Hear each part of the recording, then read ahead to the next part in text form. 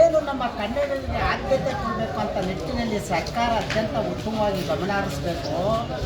ಸರ್ಕಾರ ಬಗೆಯುವ ನೀತಿನೇ ಬೇರೆ ಐತೆ. ಕನ್ನಡರಿಗೆ ಅತ್ಯಂತ ಆದ್ಯತೆಯಿಂದ ನಾವು ಸ್ಥಾನಮಾನ ಕೊಡ್ತೀವಿ, ಕನ್ನಡಿಗರಿಗೆ ರಕ್ಷಣೆ ಕೊಡ್ತೀವಿ ಅಂತ ಸರ್ಕಾರ ಮೌಖಿಕವಾಗಿ ಬಾಯಿ ಮಾತಿನಲ್ಲಿ ಹೇಳ್ತೈತೆ. ಆದರೆ ನಮ್ಮ ನಾಡಿನ, ನಮ್ಮ ಜಲದಲ್ಲಿ, ನಮ್ಮ ಕನ್ನಡ ನಾಡಿನ ಜನತೆಗೆ ರಕ್ಷಣೆ ಕೊಡೋ ನಿಟ್ಟಿನಲ್ಲಿ ಸರ್ಕಾರ ಕ್ರಮ ವ್ಯವಸ್ಥೆ ಇಲ್ಲ. ಬೆಳಗಾವಿಯಲ್ಲಿ ಏನು ನಡೀತಾ ಇದೆ, ಆ ಬೆಳಗಾವಿಯ ಒಂದು ಮರಾಠಿ ಪುಂಡರ ಒಂದು ಕೆಟ್ಟ ನೀತಿ ನಡವಳಿಕೆ ಅದ ಖಂಡಿಸೋ ನಿಟ್ಟಿನಲ್ಲಿ ನಮ್ಮ ಒಂದು ಕರವ ಒಂದು ಸಮಾಜ ಒಂದು ಏನು ಕನ್ನಡಿಗರು ಹೇಳಿ ಆ ಸಂಘ ಅತ್ಯಂತ ಉತ್ತಮವಾಗಿ ರಾಜ್ಯ ವ್ಯಾಪ್ತಿ ಹೊತ್ತು ಅತ್ಯಂತ ಉತ್ತಮ ಹೋರಾಟ ನಡೆಸ್ತೈತೆ. ನಾವು ಕನ್ನಡಿಗರು ಯಾವ ರೀತಿ ಬದುಕು ಅನ್ನೋ ಸ್ಥಿತಿ ಶೋಚನೀಯವಾಗೈತೆ. ಸರ್ಕಾರ ಮಾನ್ಯ ಮುಖ್ಯಮಂತ್ರಿಗಳು ಹಲವಾರು ದಿವಸ ಒಂದು ವಿಧಾನಸಭೆಯಲ್ಲಿ ಶಾಸಕಾಂಗ ಸಭೆಯಲ್ಲಿ ಹೇಳ್ತಾರೆ, ಕನ್ನಡಕ್ಕೆ ಒಬ್ಬ ವ್ಯಕ್ತಿಗೆ ಅನ್ಯಾಯ ಆದ ಸಹಿಸಲ್ಲ, ಕನ್ನಡಕ್ಕೆ ಉದ್ಯೋಗ ಇರ್ಬೋದು ಎಲ್ಲ ಒಂದು ಇದರಲ್ಲಿ ನಾವು ಅವಕಾಶ ಕಲ್ಪಿಸ್ಕೊಡ್ತೀವಿ ಅಂತ. ಅದು ಮೌಖಿಕ ಹೇಳಿ ಏನೂ ಪ್ರಯೋಜನ ಇಲ್ಲ. ಏನು ಇವತ್ತು ಆಂಧ್ರ ಇರ್ಬೋದು, ತಮಿಳ್ನಾಡು ಇರ್ಬೋದು, ಏನು 70% ಉದ್ಯೋಗದಲ್ಲಿ ಮೀಸಲಾತಿ ಕೊಟ್ಟೈತೆ.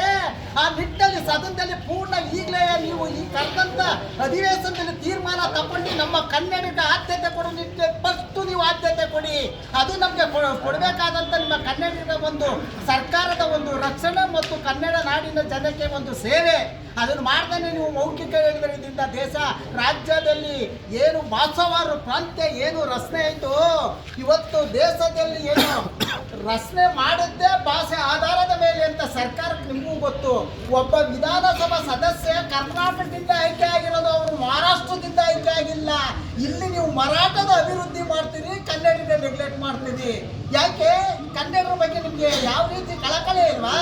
ಒಬ್ಬ ಮರಾಠಿ ಯಾವನೋ ಬಂದು ಬೆಳಗಾವಿಯಲ್ಲಿ ಘಾಟಿ ಮಾಡ್ತಾನಲ್ಲ, ಅವನು ಯಾವನೇ ಶಾಸಕ ಆಗಿರಲಿ, MLA ಆಗಿರಲಿ, MP ಆಗಿರಲಿ, ಅವನ ಮೇಲೆ ಕ್ರಮ ತಗೊಳ್ಳಿ, ಕಠಿಣನ ಯಾಕೆ ತಗೋತಾ ಇಲ್ಲ?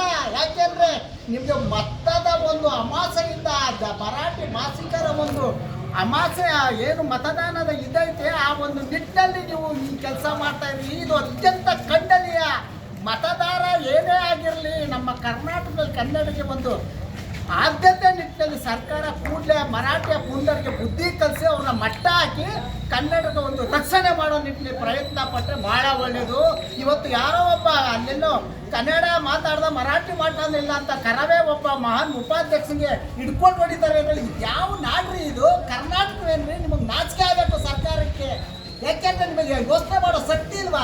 ಕನ್ನಡದ ಬಗ್ಗೆ ಮಾತಾಡ್ತೀರಿ, 60% ಮೀಸಲಾತಿ, ಕನ್ನಡ ಅಕ್ಷರ ಎಲ್ಲ ಬರಿಬೇಕು ಅಂತ ಹೇಳ್ತೀನಿ. ಎಲ್ಲ ಇದೆ ಮಾತಾಡ್ರೆ ಹೇಳ್ಕೊಂಡು ಹೊಡಿತೀನಿ. ಯಾವ ನಿಟ್ಟಿನಲ್ಲಿ ನೀವು ರಾಜ್ಯನ ನಡೆಸ್ತಾ ಇದ್ದೀನಿ? ಕೂಡಲೇ ಮಾನ್ಯ ಮುಖ್ಯಮಂತ್ರಿಯವರೇ, ನೀವು ಕನ್ನಡ ನಾಡಿನ ಮಕ್ಕಳು, ನೀವು ಸುದ್ದ ಕನ್ನಡ ಸುಪುತ್ರರು. ಆದರೆ ನೀವು ಇವತ್ತು ಕನ್ನಡ ನಾಡಿನ ರಕ್ಷಣೆಗೋಸ್ಕರ ನಿಮ್ಮ ಒಂದು ಅಧಿಕಾರದಲ್ಲೇ ಉತ್ತಮವಾಗಿ ಏನು 70% 20 ಏನು ಮೀಸಲಾತಿ ಐತೆ ಕನ್ನಡಿಗೆ, ಕೂಡಲೇ ಅದನ್ನು ಕೊಡಿಸ್ಕೊಡಿ, ಕನ್ನಡಿಗೆ ಆದ್ಯತೆ ಕೊಡಿ. ಆಗ ನಮ್ಮ ರಾಜ್ಯಕ್ಕೆ ನಿಮ್ಮ ಕೊಟ್ಟಂಥ ಕೊಡುಗೆ ನಾವು ನೆನ್ಕೊಂಡು ನಿಮ್ಮನ್ನು ಸ್ಮರಿಸ್ತೀವಿ. ಈ ನಿಟ್ಟಿನಲ್ಲಿ ನಾವು ನಿಮ್ಮನ್ನು ಸರ್ಕಾರನ ಕೇಳ್ಕೊಳ್ತಾ ಇದ್ದೀನಿ. ಈ